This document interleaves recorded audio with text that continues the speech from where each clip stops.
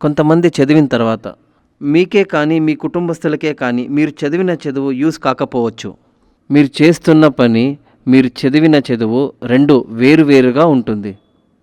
దానికి కారణం ఏమంటే కర్మస్థాన, ధనస్థాన ఈ రెండిట్లో మీకు ఏ గ్రహం పవర్ఫుల్గా ఉంటుందో అదే మీకు యూజ్ అవుతుంది.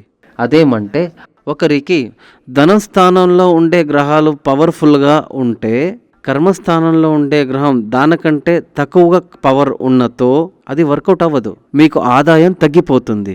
ఎప్పటికీ మీ జాతకంలో ఉన్న పవర్ఫుల్గా ఉండే గ్రహాల ఫలితాలే మీకు అందుతుంది. అలాగే మీ పిల్లలకి చదివించాలంటే ఇప్పుడు మీరు ఎందుకు చదివిస్తారు? 99% జనాలు ఏం చెప్తారంటే పురాతన కాలం నుంచి సంస్కారం కోసం, సంస్కార వృద్ధి కోసం. ఇప్పుడంతా అలా ఎవరూ చెప్పరు, అందరూ పని కోసం అంతే. మళ్ళీ మంచి పని దొరకాలంటే మీ అంబిషన్ వల్ల వాళ్ళని చదివించేదో